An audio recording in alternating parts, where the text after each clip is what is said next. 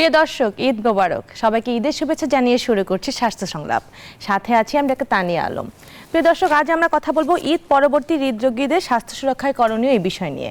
আমাদের সাথে আছেন অধ্যাপক ডক্টর জাহানারা আরজু, হৃদরোগ বিভাগ, বঙ্গবন্ধু শেখ মুজিব মেডিকেল বিশ্ববিদ্যালয়; ডাক্তার মাহবুবুর রহমান, সহকারী অধ্যাপক কার্ডিয়াক সার্জারি বিভাগ, জাতীয় হৃদরোগ ইনস্টিটিউট ও হসপিটাল। কেমন আছেন? আছি। ঈদ মোবারক। ঈদ মোবারক। কেমন কাটলো আপনাদের ঈদ? আপা, আপনার কাছ থেকে আসি। যেহেতু ঈদের সময় দেখা যায় যে আপনি তো শেষ দিন পর্যন্ত হসপিটাল করেছেন, তারপরে ঈদ, সব মিলিয়ে কেমন কাটলো ঈদ? ধন্যবাদ। আসলে হ্যাঁ, রোজা রেখে হাসপাতাল, সব রোগী দেখা, এগুলো তো চলছিলই। এখন আবার ঈদের আমেজ শুরু হয়ে গেল, ঈদ শুরু হয়ে গেল। তো এখন সবাই যেমন ঢাকামুখী, ঢাকা থেকে বাইরে চলে যায়, নারীর টানে গ্রামের দিকে চলে যায়, আমরা সবাই সেরকম গিয়েছি। তো এখন যেটা হয় যে ঈদের পর পর যে খাওয়া দাওয়াটা বেশি হয়ে যায় সবার, যে সারাদিন না খেয়ে থাকার যে অভ্যেসটা ছিল, এখন দেখা যায় হঠাৎ করে যে এই যে বাধাটা মুক্ত হয়ে এখন সবাই একটু বেশি খাওয়া দাওয়া করছে। আমরা সবাই করছি, এটা আসলে উচিত না। এটা পরিমিতি যেটা থাকা উচিত, এটা আমাদের মধ্যে থাকছে না। এটাতে অনেক ধরনের ক্ষতি হতে পারে, শারীরিক সমস্যা হতে পারে। ভাই, আপনার কাছে আসি, ঈদ কেমন কাটালেন? যেহেতু আপনি সারা বছর সার্জারি করছেন, তাও আবার অনেক বড়, মানে হার্টের সার্জারি করেন আপনি, তো দেখা যায় ঈদের সময়টা রিল্যাক্স থাকার কথা, হয়তো বা পেশেন্ট রয়ে গেছে হসপিটালে, আপনি ঈদের দিন রাউন্ড দিয়েছেন মনে হয়, তো কেমন এর ভিতরেও তো আনন্দই, কেমন কাটালেন? আলহামদুলিল্লাহ, ঈদ অনেক ভালো কেটেছে।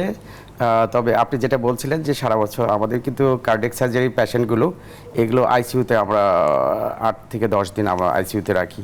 এই পেশেন্টগুলোকে কিন্তু আমাদের ঈদের দিনও রাউন্ড দিতে হয়েছে। তারপর কিছু ইমার্জেন্সি পেশেন্ট ছিল, ঈদের আগের দিন রাতেও ইমার্জেন্সি অপারেশন করতে হয়েছে। তো সব মিলে সেটাও আসলে ওটা তো লাইফের পার্ট। সো ঈদ বন্ধ যায়নি, মাশাআল্লাহ ভালোই কেটেছে। ভালো কেটেছে। আবার আপনার কাছে আসি, যদিও আমরা সবাই ডক্টর, তো আনন্দ উৎসব করি, কিন্তু এরপরেও কিন্তু একটা জায়গায় রেসপন্সিবিলিটি থাকে। বছরে 365 দিনই দেখা যায় কোনো না কোনোভাবে হসপিটালের সাথে সম্পৃক্ত যখন থাকে, হসপিটালের পেশেন্টরা আপনাকে, রোগীরা আসতে থাকে, আপনার কাছে ফোন আসতে থাকে, এবং ফ্যামিলির ভিতরে থাকলে সেটা চলতেই থাকে। তো কি ধরনের দেখা যায় যে ঈদ থাকলেও কিন্তু আমাদের, যেহেতু সরকারি হাসপাতালে আছেন, সবসময় পেশেন্ট আসছে এবং আপনারা কেউ না কেউ অন করে থাকে। কি ধরনের পেশেন্ট, এই যে রোজা শেষ হয়ে গেল, ঈদের দিন আমরা কিন্তু একটু হেভি খাওয়া দাওয়া, সবার দাওয়াত থাকে, পেশেন্ট কি ধরনের পান? চেঞ্জ হয় কি? মানে হার্টের পেশেন্ট, যেহেতু হার্ট নিয়ে কাজ করছেন, কি ধরনের পেশেন্ট পান? সবই পাওয়া যায় আসলে। হৃদরোগের তো কোনো সময় নেই, এটা ঈদ থাকুক আর না থাকুক সব সময় হৃদরোগীরা ভর্তি হয়ে যান। হ্যাঁ, যেখানেই যাই, বেড়াতে গেলেও সেখানেও রোগী চলে আসে। দেখা যায় মানে ডাক্তার দেখলে যেমন অসুখের কথা মনে পড়ে, তেমন হৃদরোগ বিশেষজ্ঞের দেখলেই মনে পড়ে যে হ্যাঁ, বুকে ব্যথা তার, কিংবা প্রেশার কন্ট্রোলে হচ্ছে না, এগুলো বলতেই থাকে। হ্যাঁ, রোগী হাসপাতালে এখনও ভর্তি হয়। তবে কোরবানি ঈদের সময় সবচেয়ে বেশি গরুর মাংস, খাসির মাংস এত রেডমিট খায়, তখন সবচেয়ে বেশি হার্ট অ্যাটাকের পরিমাণটা বাড়ে, তখন অনেক বেশি পাই। আর এই সময় দেখা যায় যে চেঞ্জ হয়ে গেছে, ওই যেটা বললাম যে দুধ জাতীয় খাবারটা আমরা একটু বেশি খাচ্ছি, একটু মাংস, পোলাও, এগুলো কিন্তু বেশি হয়ে যাচ্ছে, দাওয়াতটা একটু বেশি থাকে। আর সারা বছর এখন আসলে ওই জ্যামের কারণে দেখা যায় যে রোজার সময় অত বেশি মুভ করা হয় না, ঈদের ওই ছুটির সময়টা রাস্তাঘাট একদম ফাঁকা, ঘুরতে যাওয়া হচ্ছে, তখন দেখা যায় এটা একটু অস্বস্তি ভাবটা চলে আসে। তো সেক্ষেত্রে দেখা যায় যে সব যারা একটু 40-45 প্লাস হয়ে যায়, তারা কিন্তু একটু ভয় পায় যে চেস্ট পেইন হচ্ছে, দেখা যায় তাদের গ্যাসের ব্যথা হচ্ছে, বেশি খাওয়ার কারণে গ্যাসের ব্যথা হচ্ছে, তো কেউ ইগনোর করে ফেলে। আবার দেখা যায় যে ওটা হার্ট অ্যাটাকের দিকেও যাচ্ছে। কি করা উচিত? যে একটা হঠাৎ করে অনেক বেশি খাওয়া হয়ে গেল, তার চেস্ট পেইন শুরু হয়ে গেছে, কি করা উচিত সেক্ষেত্রে? আচ্ছা, এরকম পেশেন্ট কিন্তু ঈদের সময় সবচেয়ে বেশি, কারণ এখানে খাওয়া দাওয়ার ব্যাপারে কিন্তু আসলে ডিসিপ্লিন থাকে না, এবং এখানে অ্যাসিড ফর্ম হলে সেটা পেইনটা কিন্তু পেশেন্টরা না, অনেক সময় আমরাও কনফিউজ হয়ে যাই যে এটা আসলে কি হার্টের কার্ডিয়াক কোনো পেইন, নাকি এটা ডিউ টু পেপটিক আলসার ডিজিজের জন্য পেইন। এবং এক্ষেত্রে আসলে যাদের বয়স 20, 25 বা 30, এই বিলো 30 কিন্তু খুব বেশি টেনশনের কারণ নাই, যদি না আগের থেকে তার জন্মগত কোনো হার্টের সমস্যা থাকে। কিন্তু কিছু পেশেন্ট আছে যাদের কোমরবিডিটি আছে, যেমন ডায়াবেটিস আছে, উনি prone to develop cardiac diseases, অথবা হাইপারটেনশন আছে, অথবা হার্টে অল্প পরিমাণ ব্লক ছিল, সেটা হয়তো বা আরেকটু বেড়েছে, উনি জানতেই পারেননি। এই সময় এই সিমটমগুলোর সাথে ওনারা কিন্তু গুলিয়ে ফেলেন, এবং আলটিমেটলি ওই পেশেন্টগুলোর জন্য কিন্তু কনসার্ন আমরা, যে ওরা রিস্ক ফ্যাক্টরটা বেশি ছিল, সুতরাং এদেরকে নিয়ে কিন্তু আমরা ভাবি, এবং ওই পেশেন্টগুলো আলটিমেটলি কিন্তু চলেও আসে, এবং সেটাই হয়েছে। এক্ষেত্রে আমি একটু দ্বিমত পোষণ করব, সেটা হচ্ছে যে ইদানিং যেটা দেখা যাচ্ছে যে কোনো বয়সী এখন হার্ট অ্যাটাক হয়ে যায়। তো এখন আমাদের দেশের মানুষ আসলে বুঝতে পারে না, বেশিরভাগ দেশে একই অবস্থা, সেটা হচ্ছে 20 বছর বয়স পর্যন্ত কিন্তু মানুষ লম্বা হয় গ্রোথের কারণে, খাবার যাই খাক ওগুলো কাজে লেগে যায়, কিন্তু 20-এর পর থেকে জমতে থাকে, চর্বি জমতে থাকে। তো যাদের ফ্যামিলি হিস্ট্রি স্ট্রং পজিটিভ, যেটা বলি যে বাবা, চাচা, মামা, এরকম মানে মায়ের ফ্যামিলিতে, বাবার ফ্যামিলিতে যদি হার্ট অ্যাটাক হয়, অল্প বয়সে হৃদরোগে আক্রান্ত হয়ে মারা যায়, তো সেসব রোগীদের ক্ষেত্রে দেখা যায় কি যে অল্প বয়সেই তারা ইভেন 25-30 বছরের ছেলেদেরকেও প্রচুর পাই যে হৃদরোগে আক্রান্ত। সে যদি আবার ধূমপায়ী হয় কিংবা নেশাজাত দ্রব্য নেন, তাহলে আরও বেশি মানে আক্রান্ত হওয়ার সম্ভাবনা বেড়ে যায়। তো এরকম অল্প বয়সী অনেক পাচ্ছি আমরা ইদানিং। তো সেজন্য সচেতনতা আসলে একদম মা বাবার এবং সন্তানের সবারই দরকার সচেতন হওয়া, এগুলো খুব জরুরি, বিশেষ করে যাদের ওই যে বললাম ফ্যামিলি হিস্ট্রি যাদের অনেক স্ট্রং পজিটিভ। আমি একটু অ্যাড করতে চাচ্ছি, আসলে ব্যাপারটা কিন্তু সেম, আপা যেটা বলেছেন একদম সঠিক বলেছেন। আমরা কিন্তু 25 ইয়ার্সের একটা পেশেন্টকে কিন্তু বাইপাস সার্জারি করেছি, 25 বছর বয়সের একটা পেশেন্টকে, এবং সেটা কিন্তু এরকমই ছিল যে এটা ওর ফ্যামিলিতে বা পেশেন্ট, এটা কিন্তু বাইরের থেকে বোঝার কোনো উপায় নাই। এই পেশেন্টগুলো ফ্যামিলি হিস্ট্রি তো ছিলই, তা কিন্তু আমরা অন্য কোনো কারণ কিন্তু পাইনি যে ওর লাইফটা মোটামুটি ডিসিপ্লিনেই ছিল, কিন্তু ওই 25 ইয়ার্সে ওকে কিন্তু বাইপাস সার্জারি করতে হলো, এবং সেটা ইমার্জেন্সি করে, যে হসপিটালে এসছে, ওকে স্টেন্টিং করা যাচ্ছে না, এবং আলটিমেটলি আমাদেরকে কিন্তু ইমার্জেন্সি বাইপাস সার্জারি করতে হয়েছে। মানে এনজিওগ্রামে অনেকগুলো ব্লক পাওয়া গেছে, তখন দেখা গেল যে যতই স্টেন্ট করুক লাভ হবে না, তাড়াতাড়ি বাইপাস করতে। হ্যাঁ, এটা কিন্তু আসলে মানে এখন ওই যে আমি এই প্রশ্ন করতাম যে যেহেতু আপনারা দুইজনই আছেন, এই জন্য আমার অনুষ্ঠানটা করতে সুবিধা হয় যে অনেক পেশেন্ট আপনাদের কাছে আসে, যখন প্রথমে আসলে কার্ডিওলজিস্টের কাছে পেশেন্ট যায়, সরাসরি সার্জনদের কাছে যেতে সবাই ভয় পায়। তো যাওয়ার পরে দেখা যায় যে আপা কোনো পেশেন্টকে আপনি বললেন যে আপনার স্টেন্টিং লাগবে এনজিওগ্রাম করার পরে, ঠিক পাশের ওটিতেই আপনি একজন পেশেন্টকে এনজিওগ্রাম করার পরে বললেন যে এটা পসিবল না, সো আপনার একটা বাইপাস লাগবে। পেশেন্ট দেখা যায় যে হয়তোবা যারা আত্মীয় স্বজন তারা কিন্তু নিজেরা কথা বলতে থাকে যে আমার ওনার একটা ব্লক যে বললো স্টেন্টিং লাগবে, আমার 2টা বা 3টা ব্লক বললো যে বাইপাস লাগবে, কেন? তো তখন তারা কনফিউজড হয়ে যায়। এই বিষয়ে একটু বলবেন আসলে যে একই রোগ তার চেহারাটা ডিফারেন্ট হওয়ার কারণে কিন্তু চিকিৎসাটাও ডিফারেন্ট হয়, এই বিষয়ে একটু বলবেন।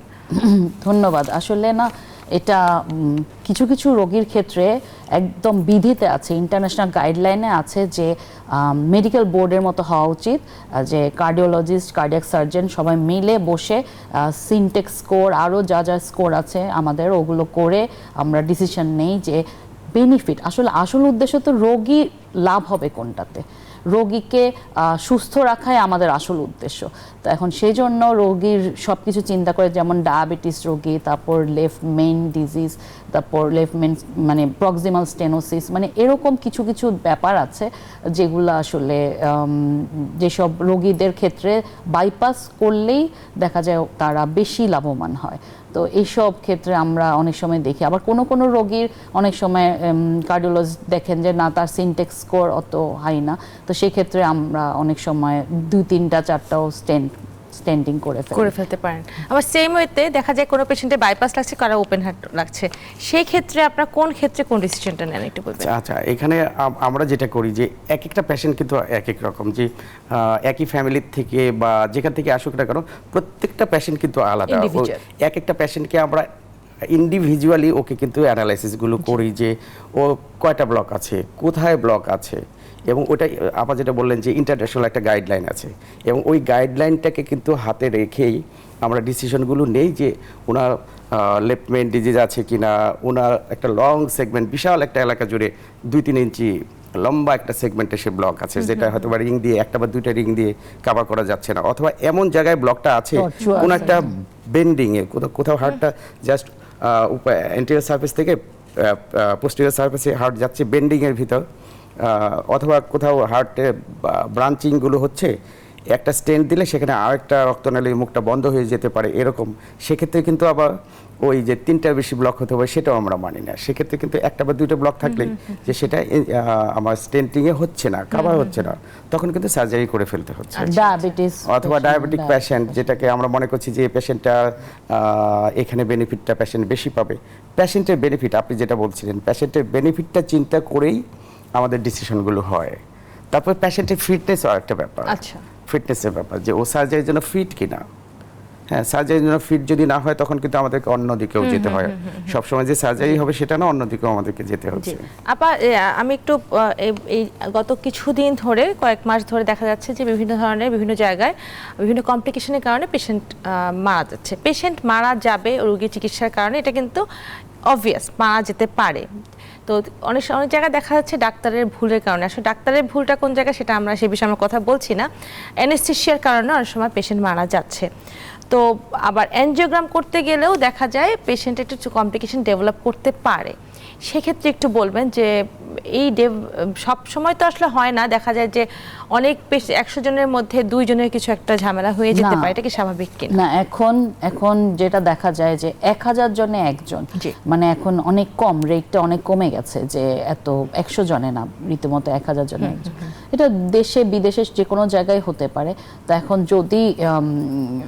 যদি পরিচিত কেউ, যদি আমি জানি না তোমার মধ্যে পরিচিত কেউ যদি এরকম মারা যান, তাহলে যেটা হয় অনেক সময় পেশেন্ট সিলেকশনটাও আমাদের কার্ডিওলজিস্টদের অনেক চিন্তা ভাবনা করতে হয়। যেমন তার এখন যদি আজকে হার্ট অ্যাটাক হলো, আজকেই তার এনজিওগ্রাম স্টেন্টিং করা, এটাই বিধিতে আছে। কিন্তু যদি দেখা যায় যে হার্ট অ্যাটাক 1 মাস আগে হয়েছে, তো সেক্ষেত্রে রোগী এনজিওগ্রাম করতে চাইলেও কিছু কিছু জিনিস আমাদের দেখি আমরা, সেটা হচ্ছে যে তার সিভিয়ার এনিমিয়া আছে কিনা, প্রচণ্ড রক্তশূন্যতা থাকে, ওইসব রোগীকে যদি ডাই দেই তাহলেও রোগীর হার্ট ফেলিওরটা অনেক অ্যাগ্রেভেটেড হয়ে রোগী অন দ্য স্পটে কিছু একটা ক্যাটাস্ট্রফি হতে পারে। তারপর অ্যাকিউট হার্ট ফেলিওর, যে হঠাৎ হার্ট ফেল করে গেল এর জন্য, আগের রক্তনালীতে ব্লক থাকার কারণে। তো আগে হার্ট ফেলিওরটাকে কন্ট্রোল করে তারপর আমি এনজিওগ্রাম স্টেন্ডিং করতে পারি। তারপর এন্ড স্টেজ রেনাল ডিজিজ, যেমন স্টেজ 4 এরকম আছে কিডনি ডিজিজ, তো সেই ক্ষেত্রে তার আগে কিডনি ডিজিজটা কন্ট্রোল করে, নইলে দেখা যায় ডাই দিলাম, তখন দেখা গেলো ডায়ালাইসিসের রোগী হয়ে গেল। আমি তো রক্তনালীটা ব্লক ছুটাই দিলাম, কিন্তু ওদিকে কিডনির খারাপ হয়ে ডায়ালাইসিসের রোগী হয়ে রোগীর মৃত্যু ঘটতে পারে। তো আরও মানে তারপর ডায়াবেটিস, আনকন্ট্রোল ডায়াবেটিস কারো 20-25 আছে। এখন আগে ডায়াবেটিসটা কন্ট্রোল করে, ইনসুলিন দিয়ে কন্ট্রোল করে, তারপর আমি 3 দিন পরেও আমি এনজিওগ্রাম স্টেন্ডিং করতে পারি। তো এইসব জিনিস আসলে কার্ডিওলজিস্টরা দেখে থাকেন, এগুলো দেখাটা খুব জরুরি। এগুলো হলে মৃত্যুর হারটা অনেক কমে যায়। জি, কিন্তু দেখা যায় যে আসলে একটা যে কোনো প্রসিডিউর, একটা আমরা যেটা বলি একটা নর্মাল প্যারাসিটামল না পা, এটা খেলেও কিন্তু কারো লিভার নষ্ট হয়ে যেতে পারে, হতে পারে, যে কোনো কিছু হতে পারে। প্রত্যেকটা আমরা পড়ার সময় কিন্তু পড়েছি যে কমপ্লিকেশন থাকে, এবং যে কোনো অপারেশনের সময় কিন্তু কনসেন্ট নেওয়া হয়, যে রোগীকে বুঝিয়ে দেওয়া হয় কার ক্ষেত্রে কি হবে সেটা বোঝা যাচ্ছে না। ঠিক তেমনই আপনারা যখন সার্জারি করছেন, অ্যানেস্থেসিয়ার একটা প্রভাব আছে। কার্ডিয়াক অ্যানেস্থেসিস্টের প্রভাবটা কীরকম আপনাদের উপরে? আচ্ছা, আমাদের যে পেশেন্ট সিলেকশনের ব্যাপারটা কিন্তু মেইন। যেমন এনজিও হসপিটালে প্রথমে আপনি যেটা বলছিলেন যে প্রথমে কিন্তু একটা পেশেন্ট এটা কার্ডিওলজিস্টের কাছে যাচ্ছে, কার্ডিওলজিস্ট সেটা এনজিওগ্রাম করে যদি মনে করেন যে এটা ইমিডিয়েট স্টেন্টিং করা যায়, ওনারা কিন্তু স্টেন্টিং করে দিচ্ছেন। কিন্তু এই পেশেন্টটা যদি এমন হয়, আমাদের দেশে বিশেষ করে একটা পেশেন্ট দেখা যাচ্ছে যে 2 দিন বা 3 দিন পরে বুকে ব্যথা হলো, ও গ্রামে বুকে ব্যথা হয়েছে বা শহরে হয়েছে, ও আমাদের পর্যন্ত পৌঁছাচ্ছে 2 দিন পরে বা 72 ঘন্টা পরে, তখন ওই পেশেন্টগুলোকে কিন্তু আমরা কিছুই করি না। উনি হয়তো বা এনজিওগ্রাম করেছেন, জাস্ট ও পর্যন্তই শেষ। আমরা কিন্তু তাকে বলে দিই যে তুমি 6 সপ্তাহ পরে আসো, যেমন এটা একটা প্রোটোকল। এখন কেউ বা কোনো হসপিটাল যদি দেখা যাচ্ছে যে একটা হার্ট অ্যাটাক হয়েছে, তখন ও 4 দিন বা 5 দিন পরে ওই সময় সে একটা অপারেশনে চলে গেল, এটা কোনো কেউ যদি ভুল করে, বা অনেক সময় পেশেন্টের চাপ থাকে, পেশেন্টের পার্টির চাপ থাকে যে আমাকে ইমিডিয়েট এটা করে দিতে হবে, সেই নানান কিছু, এই ভুলগুলো আমরা সাধারণত করি না। কিন্তু এটা কিন্তু প্রোটোকল যে আমাকে 72 ঘন্টা পরে আসলো, এই পেশেন্টগুলোকে আমরা হয়তো 6 সপ্তাহ অপেক্ষা করব, ও হার্টে তখন ফেলিং স্টেটে থাকে, তারপরে সিমটম যদি না থাকে, যদি ওই হার্ট অ্যাটাকের কোনো সিমটম নেই, হার্ট অ্যাটাক করেছিল 3-4 দিনের মধ্যে, যেটা বললেন ডক্টর মাহবুব, যে হ্যাঁ হার্ট অ্যাটাক হয়ে গেছে, হয়ে যাওয়ার পরে 72 ঘন্টাও পার হয়ে গেছে, কিন্তু তখনও যদি সিমটম থাকে, বুকে ব্যথা থাকে কিংবা শ্বাসকষ্ট থাকে, তাহলে সেই ক্ষেত্রে আবার বিধিতে আছে যে হ্যাঁ ঠিক আছে, রোগী ভালো হচ্ছেন না, ঔষধে ভালো হচ্ছেন না, ইনজেকশনে ভালো হচ্ছেন না, তাহলে আমাদের এনজিওগ্রাম স্টেন্ডিং করতে হবে। কিন্তু রোগী ভালো বলছে, হ্যাঁ রোগী নিজেই বলছেন হিস্ট্রিতে যে হ্যাঁ 3 দিন আগে তার এই ঘটনা হয়েছিল, এইভাবে বুকে ব্যথা ছিল, এগুলো বলছেন, কিন্তু এখন ভালো আছেন, এখন বুকে ব্যথা নেই। আচ্ছা, এই আমরা এই বিষয়ে একটু কথা বলবো, এটা বিরতির পর এসে ফিরছি ছোট্ট একটি বিরতির পর। স্বাস্থ্য সংলাপের সাথেই থাকুন। বিরতির পর আবারও স্বাগত জানাচ্ছি স্বাস্থ্য সংলাপে। আজ আমরা কথা বলছি ঈদ পরবর্তী হৃদরোগীর স্বাস্থ্য সুরক্ষায় করণীয় এই বিষয় নিয়ে। আমাদের সাথে আছেন অধ্যাপক ডাক্তার জাহানারা আর্য এবং ডাক্তার মাহবুবুর রহমান। আমরা বিরতিতে যাবার আগে কথা বলছিলাম অ্যানেস্থেসিস থেকে নিয়ে, যে অ্যানেস্থেসিসে কী প্রভাব থাকে যে কোনো সার্জারিতে, এবং আপনাদের যখন অ্যানজিওগ্রাম করেন তখনও কিন্তু অ্যানেস্থেসিসের প্রভাব থাকে না, আমাদের এনজিওগ্রামে কিন্তু আমরা লোকাল দিয়ে করেন, মানে রোগীকে বেহুশ করেন না, কিন্তু দেখা যায় যে একটা অ্যানেস্থেসিস চেকআপ হয়ে থাকে, অ্যালার্জি হয় অনেক সময়, ডায়ের জন্য অ্যালার্জি। আমরা যেটা বলি, আমাদের যে আমরা যে অপারেশনগুলো করি, যেমন সবচেয়ে ছোট অপারেশন যেটা করি, সেটাও কিন্তু আমাদেরকে পুরো বডিটাই এএসডি বা ভিএসডি বা টেটালজি অফ ফেলার, এগুলো আমার ছোট অপারেশন বলি, এগুলোকেও কিন্তু আমাদের পেশেন্টকে মিনিমাম 3-4 ঘন্টা কিন্তু আমাদেরকে অ্যানেস্থেসিয়াতে আমরা রাখি, এটা ওটিতে। এবং আমাদের প্রত্যেকটা patient, each and every patient কিন্তু ওটির থেকে বের করে অপারেশনটা কমপ্লিট হলো, তারপরে কিন্তু আবার আইসিইউতে নিয়ে কিন্তু ওদেরকে ভেন্টিলেটরে রাখি। ভেন্টিলেটরে যে রাখি সেটা কিন্তু ঠিক একই প্রসেস, যে পেশেন্টটাকে ঘুম পাড়িয়ে রাখি, মিনিমাম এটা 7-8 ঘন্টা কিন্তু ঘুম পাড়িয়ে রাখছি, যাতে ওর বড় একটা অপারেশন করেছি, ও ব্যথাটা না বুঝলো, তারপরে ওর নিজের রিকভারিগুলো হলো, বা ওর যদি কোনো ইলেকট্রোলাইট কারেকশন করার প্রয়োজন, অ্যাসিড বেস, আপনি জানেন যে মানে আইসিইউতে ফুল ফলো আপ, যে ওর যেন কোনো ত্রুটি না হয়, ও সোডিয়াম কেমন আছে, পটাশিয়াম কেমন আছে, ওর অ্যাসিড বেস, কার্বন ডাইঅক্সাইড কেমন আছে, অক্সিজেন কেমন আছে, প্রত্যেকটা জিনিস অপারেশনটাকে সাকসেসফুল করার জন্য আমরা কিন্তু পেশেন্টটাকে আইসিইউতে রাখি। এটা তো গেলে ভেন্টিলেটরে 5-6 ঘন্টা, বা কোনো কোনো পেশেন্টের জন্য ওভারনাইট বা 12 ঘন্টারও বেশি রাখতে হয়, এবং তার পরবর্তী 7 থেকে 10 দিন আমরা কিন্তু পেশেন্টটাকে আইসিইউতেই রাখি, যাতে কোনো প্রকার কোনো ধরনের ত্রুটি না থাকে। এবং আইসিইউ একটা বিশাল ভূমিকা হলো অ্যানেস্থেসিস্টের। হ্যাঁ, এবং আমাদের অপারেশনের কিন্তু বিশাল একটা পার্ট আসলে ডিপেন্ড করে অ্যানেস্থেসিস্ট কেমন করলেন। সেই জন্যই আমি জানতে চাচ্ছিলাম। আচ্ছা, যেহেতু আজকে আমাদের ঈদের অনুষ্ঠান, আমরা একটু জিজ্ঞেস করি যে যখনই যে কোনো জায়গায় গেলে ডাক্তার হওয়ার যেটা হচ্ছে কি, মানে আপনার যেমন যদি কারো ডায়াবেটিক ডক্টর হয়ে থাকে, যে আপনি মিষ্টি খাচ্ছেন কেন, জিনিসটা এরকমই, যে আপনি তো ডায়াবেটিস ডাক্তার, আপনি কেন মিষ্টি খাবেন, এটা কোনো কথা না। যে যদি সুস্থ থাকে সব ধরনের খাবারই পরিমিত পরিমাণে খাবার খাওয়া যায়। আপনার ঈদের দিনে, আপনি যেহেতু কার্ডিওলজিস্ট, আমি আপনাকে জিজ্ঞেস করছি আপনার খাবারের মেনুটা কেমন ছিল? খুবই ইন্টারেস্টিং প্রশ্ন। আসলে হলো কি, যখন আমার সাথে বসেন একই টেবিলে, বলেন যে কার্ডিওলজিস্ট আছে, এখন তো খেতে পারছি না, এটা অবশ্যই ফেস করেন এটা বলেন। হ্যাঁ, তবে হ্যাঁ আমরা যেটা অ্যালাউ করি যে হ্যাঁ মাসে একবার, ধরেন ঈদের দিন আমি 1 টুকরা 2 টুকরা গরু মাংস খেলাম, কিংবা খাসির মাংস, যেটাই হোক, রেড মিট একটু খেলাম ঝোল ছাড়া, এটা ঠিক আছে। কিন্তু 1 মাসের মধ্যে যদি আমি দেখা যায় 20-30 দিনই খাচ্ছি রেড মিট, ওটা যার হৃদরোগ নেই তার জন্য ক্ষতিকর আমাদের এই বয়সে। তো সেই জন্য সবসময় হৃদরোগীদের বেলায় যেটা বলি যে ওনারা অবশ্যই পরিমিত পরিমাণ খাবেন, কম খাবেন বলতে মানুষ অনেক সময় বুঝেন না, সপ্তাহে 2-3 দিন কেউ কম মনে করেন, আসলে এত বেশি খাওয়া যাবে না, যে আর মাঝে মাঝে খেলেও 1 টুকরা 2 টুকরা ঝোল ছাড়া খেতে হবে, এভাবে আর কি গরুর মাংস। আর ভাতের পরিমাণ বলুন, আর পোলাও হোক, যেটাই খাই আমরা, আমার প্লেটের 4 ভাগের 1 ভাগ পরিমাণ থাকবে ভাতের, মানে 1 কাপ, ছোট 1 কাপের 1 কাপ, মাছ কিংবা মুরগি যতটুকু, ভাতও অতটুকু থাকবে। পরিবারের সবাইকে কি মানাতে পারেন? সবজিটা এতগুলো থাকতে হবে। পরিবারের সবাইকে কি মানাতে পারেন কিনা? খুবই কঠিন হয়ে যায়, ভীষণ কঠিন হয়ে যায়, তখন সবাই কমপ্লেন করতে থাকে। আসলেই কঠিন ব্যাপার। আমাদের খাদ্যাভ্যাসে বেশিরভাগ বাঙালিদের বেশিরভাগ খাবার কিন্তু কার্বোহাইড্রেট কেন্দ্রিক। আমাদের ধরেন পায়েস, সেমাই, তারপর পোলাও, এগুলো কিন্তু ভাত, এবং পয়লা বৈশাখেও ভাত আমাদের সামনে আসছে, তো তখন ওই যে ভাত কেন্দ্রিকে আমাদের আসলে বেশি খাবার। কিন্তু পৃথিবীর সব দেশেই মানুষ ভাত খায়, যারা 100 বছর উপর বাঁচে তারা কিন্তু এতটুকু ভাত খায়, জি। এই পরিমাণ ভাত খায়, এবং তারা ঘরের কাজ বাইরের কাজ সব করছে, ওই শক্তিটা তারা পাচ্ছে কারণ অনেক সবজি শাক সালাদ এগুলো খায়। তারপর ধরুন তারা 100 বছর উপর বাঁচছে তাদের মানে আয়ু, তো সেজন্য আসলে আমাদেরও এখন ভাবার ব্যাপার আসছে যে আমরাও ওভাবে বাঁচতে পারবো যদি আমরা ওরকম খাদ্যাভ্যাসটা তৈরি করি। যেহেতু আপনি রান্না বান্না করতে পারেন কিনা? না, রান্না বান্না আমি আসলে রান্না করে যাই না আমি। তাহলে ঈদের আপনার যে টেবিলে কি কি খাবার ছিল? আচ্ছা, ঈদে আমি প্রথমে বলি যে যেহেতু আপনি মানে আপাত কার্ডিওলজি, আপনি কার্ডিয়াক সার্জন, আপনার কাছে শেষ সময় মানুষ আচ্ছা, যাচ্ছে।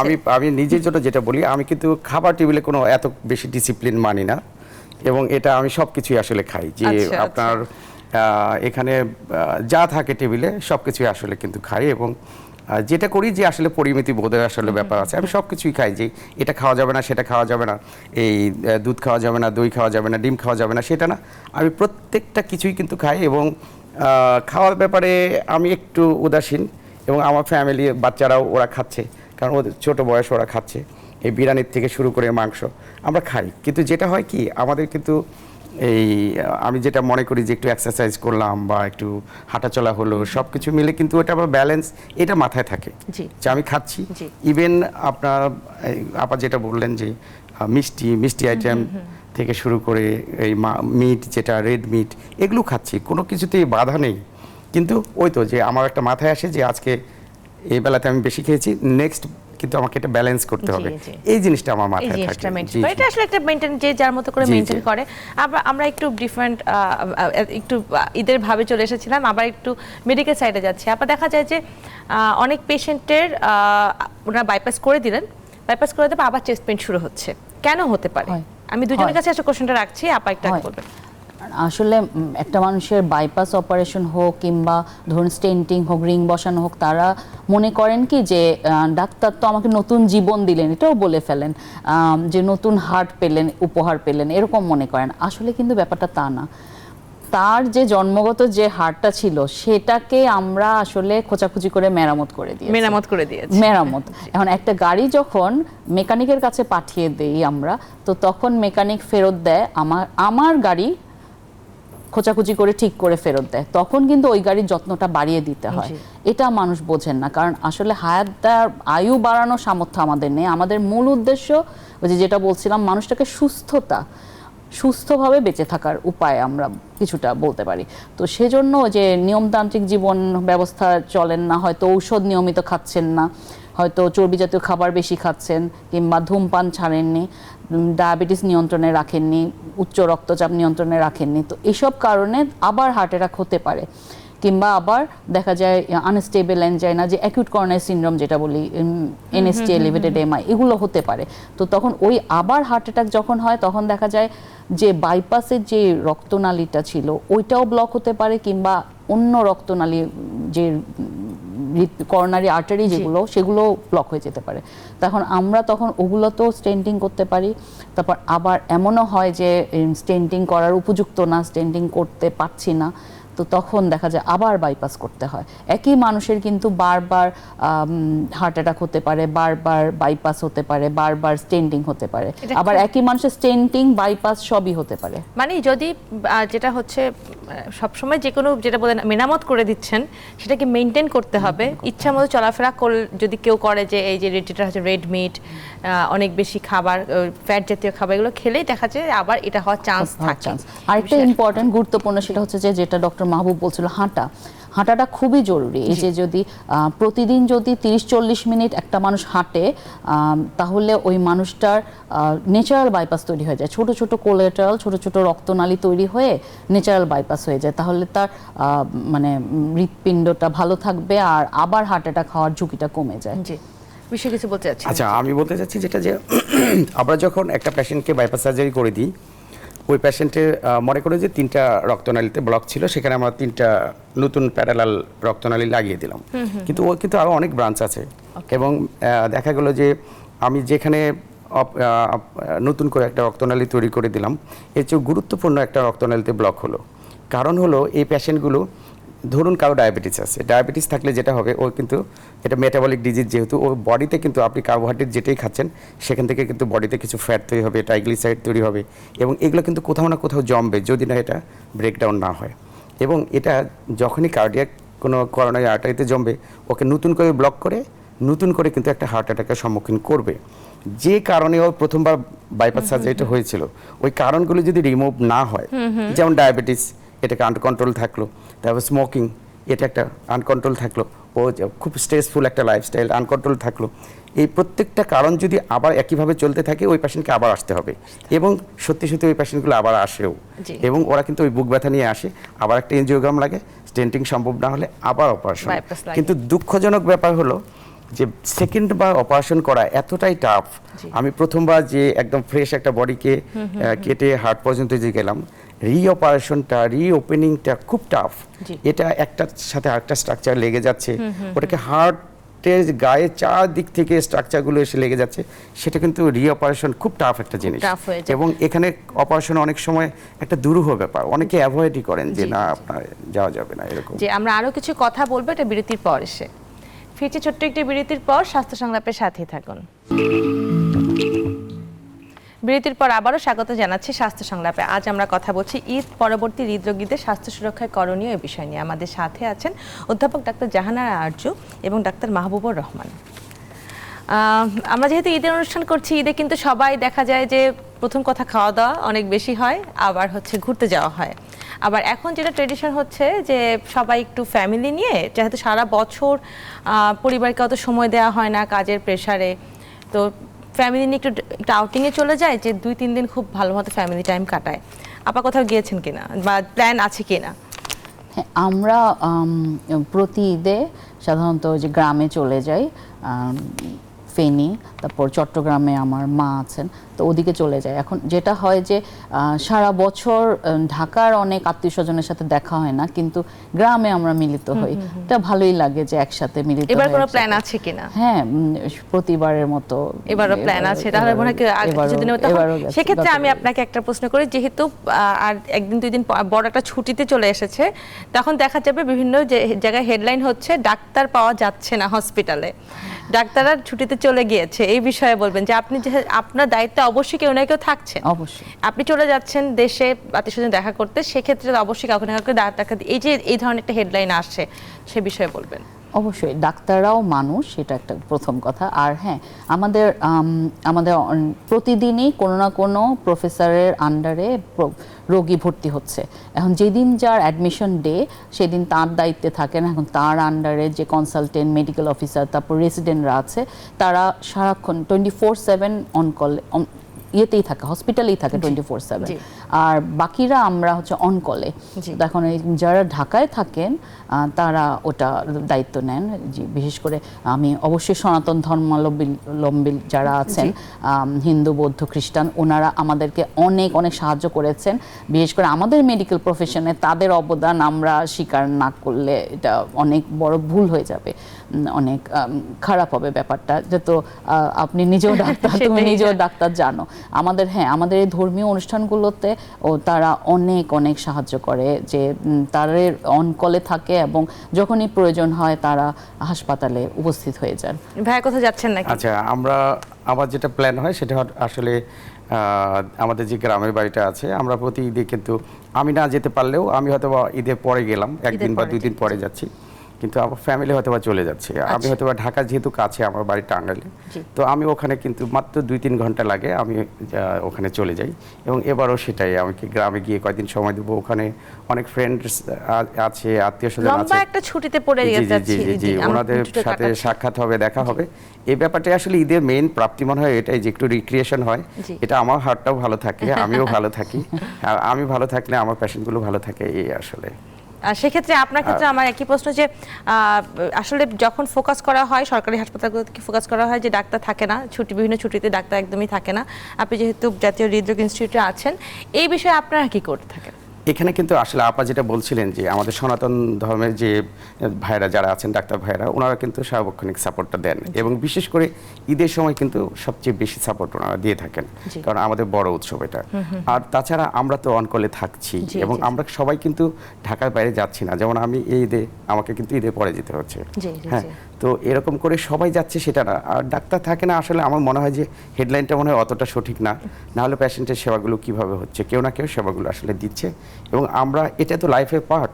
আমার আত্মীয় স্বজন বা আপনার আত্মীয় স্বজন, হ্যাঁ, এদের কারো ত্রুটি হলে তো আমাদেরও খারাপ লাগে। এই জন্য আমরা চেষ্টা করি, আমরা সর্বোচ্চ চেষ্টা করি কি করে পেশেন্টদেরকে ভালো। আসলে আমাদের দেশ সম্পর্কে অনেকে অনেক ধরনের কথা বলে, যেমন বিদেশের পত্রিকায় উঠে গিয়েছিল যে করোনার সময় নাকি বাংলাদেশের লক্ষ লক্ষ মানুষ মারা যাবে, রাস্তায় পড়ে থাকবে লাশ, এরকম কথা উঠেছিল। কিন্তু আসলে আমাদের ডাক্তাররা আমরা যতদূর সম্ভব আমরা চেষ্টা করি, ডাক্তার, নার্স, তারপর ধরুন যে স্টাফ যারা আছে হাসপাতালে সবাই অবশ্যই চেষ্টা করেছি বলেই এখন আমাদের গড়ায়ু বেড়েছে, এখন ৭৪ বছরের কাছে গড়ায়ু। তারপর করোনাকালীন সময়ও পৃথিবীর অনেক অনেক উন্নত দেশের চাইতেও আমরা অনেক ভালো ম্যানেজ করেছি। এটা একটা অনেক বড় প্রাপ্তি আমাদের। আরেকটা জিনিস আপা আমি একটু অ্যাড করি যদি আপনি বলেন। তো আমাদের পেশেন্ট লোডটা কিন্তু যেমন আপনি মনে করেন যে সিঙ্গাপুরে কয়টা পেশেন্ট, মানে ওদের নাম্বার অফ পেশেন্ট কতগুলো, আমাদের কিন্তু প্রায় 18 কোটি মানুষ। এই 18 কোটি মানুষের আমাদের যে পেশেন্ট লোড প্রত্যেকটা হাসপাতালে এত বেশি পেশেন্ট, আসলে অনেক দেশে কিন্তু ডক্টররা এত বেশি পেশেন্ট লোড নেয় না কখনোই। কোন দেশে মানে আমাদের একদিনে যতগুলো রোগী দেখি সরকারি হাসপাতালে, কোন দেশের হাসপাতালগুলোতে এক বছরে অতগুলো রোগী দেখে। সত্যি কথা, এটাই সত্যি। কানাডায়, তারপর আছে কিছু কিছু দেশে ওদের তো একজন ডাক্তার হয়তো বা সারাদিনে হয়তো বা 10 থেকে 12টা বা 15টা পেশেন্ট দেখলো, কিন্তু আমাদেরকে অনেক বেশি পেশেন্টকে ডিল করতে হয়। এবং আমাদের হসপিটালে আমরা যেহেতু আমার সার্জারি ডিপার্টমেন্টের পেশেন্টগুলো কিন্তু অনেকটা রেডি হয়েই আসে এবং ওই পেশেন্টগুলো আমরা একটু ডিসিপ্লিন ওয়াইজ দিতে পারি। কিন্তু দেখা যায় এত বেশি পেশেন্ট, আমার পেশেন্টের কিউ কিন্তু হসপিটালে 3 থেকে 4 মাসের একটা কিউ সব সময় থাকে, যে আজকে যিনি ভর্তি হলেন ওনার 2 মাস পরে অপারেশন হবে, কারণ ওনার আগে যারা পেশেন্টগুলো ভর্তি হয়ে আছে তাদেরকে সার্ভিসটা কিন্তু আগে দিতে হচ্ছে আমাকে। অর্থাৎ এখানে নাম্বার অফ পেশেন্ট অনেক বেশি এবং অনেক দেশের তুলনায় বেশি। On the other hand number of doctors অনেক কম আমাদের, মানে সেই হিসেবে সেই সার্ভিসটার জন্য ওভাবে দিতে হচ্ছে। কোনো পেশেন্ট কিন্তু আসলে আনঅ্যাটেন্ডেড থাকে না। হয়তো যেটা বলেন যে ডেটটা সার্জারি ডেটটা দিতে দেরি হচ্ছে, কিন্তু এর মানে এই না যে ইমার্জেন্সি সার্জারি কিন্তু যদি কোনো পেশেন্ট থাকে সাথে সাথে করে ফেলা হয়ে যাচ্ছে। মানে জিনিসটা এরকম যে আমার অপারেশনের ডেট দেরিতে পড়েছে তার মানে এই না যে আমার যদি এখন ইমার্জেন্সি কিছু হয় আমি ডেটটা তখনই পাবো। আমরা অনুষ্ঠান একদমই শেষ পর্যায়ে চলে এসেছি। এই যে আমরা ঈদ কাটাচ্ছি, রোজা শেষ হয়ে গেল, ঈদ কাটাচ্ছি, সুস্থ থাকার জন্য কি করা উচিত একটু বলবেন? ধন্যবাদ। আমি রোগীদের এটাই বলবো যেন তারা চর্বি জাতীয় খাবার খাবেন না, তারপর ঔষধ নিয়মিত খাবেন, ডাক্তারের বিশেষ করে হৃদরোগ বিশেষজ্ঞের পরামর্শ ছাড়া ঔষধ বাদ দেবেন না, আর নিয়মিত হাঁটবেন, 30-40 মিনিট হাঁটতে হবে। আপনার ডায়াবেটিস, প্রেশার এগুলো নিয়ন্ত্রণে রাখবেন, আর ওই যে মেডিটেশন একটু করবেন যাতে আপনি আপনার স্ট্রেস, যে আপনার মানসিক বিষণ্ণতা, অশান্তি এগুলো যেন দূরে থাকে সেই চেষ্টা করবেন। আর ঘুমাবেন 6 থেকে 8 ঘন্টা প্রতিদিন ঘুমাতেই হবে। জি, আমি কিন্তু একই কথা, যে এটা ডিসিপ্লিনড লাইফের প্রথম আসে, যেমন উল্টা করে যদি বলি ঘুম। আমার বয়স যখন বেড়ে যায়, যার বয়স 50 ইয়ার্স, হ্যাঁ, তাকে কিন্তু একটু যার বয়স 60 ইয়ার্স, ওদের ঘুমের পরিমাণটা কিন্তু বেশি করতে হবে। ঘুম একটা রিকভারি। এবং আরেকটা জিনিস, মেন্টাল স্ট্রেস। আমার অনেক পেশেন্টই কিন্তু ওরা পেশেন্ট হয়ে যাচ্ছে মানসিক চাপের জন্য। মানসিক এত বেশি চাপ, ফ্যামিলি হোক, অফিসিয়াল হোক, এই চাপগুলো কিন্তু কমাতে শিখতে হবে যে কিভাবে কমানো যায়। এছাড়া হলো যে ওষুধ বাদ দেওয়া, আমাদের ট্রেডিশনটা অনেক বেশি, যে আমার হাইপারটেনশন আছে, ওষুধ আমাকে ডক্টর সাহেব দিয়েছিলেন, আমি ভালো আছি, এখন আর খাচ্ছি না, আমি তো 1 মাস থেকে ভালো আছি, ওষুধটা খাচ্ছি না। দেখা যাচ্ছে যে একদিন খুব বেশি প্রেশারটা বেড়ে গেল এবং একটা স্ট্রোক হয়ে গেল। আমি মনে হয় আরেকটা কথা সবাইকে বলতে চাই যে গ্যাজেট ডিপেন্ডেন্সিটা কমিয়ে এই ঈদে আমাদের উচিত ফ্যামিলির জন্য সময় দেওয়া, ফ্যামিলির প্রত্যেককে বোঝা, তাহলে কিন্তু বন্ডিংটা বেড়ে যায়। আমরা কিন্তু সবাই গ্যাজেট ডিপেন্ডেন্ট হয়ে যাচ্ছি, এটা কিন্তু আমাদের হার্টের জন্য, মানে সবকিছুর জন্যই খারাপ হয়ে যাচ্ছে। আপনারা কি বলেন এই বিষয়ে? অবশ্যই হার্ট, ব্রেন, চোখ সবই নষ্ট হয়ে যাচ্ছে এইসবের জন্য। আপনাদের দুজনকে অনেক ধন্যবাদ আমাদের ঈদের এই অনুষ্ঠানে আমাদের সাথে যোগদান করার জন্য। দুজনকে ঈদ মোবারক। ধন্যবাদ আপনাকে। দর্শক দেখছেন স্বাস্থ্য সংলাপ, আজ এখানে শেষ করছি। আশা করি আগামী অনুষ্ঠানে আবারও দেখা হবে অন্য কোনো বিষয় নিয়ে। সেই পর্যন্ত ভালো থাকবেন, সুস্থ থাকবেন। ঈদ মোবারক।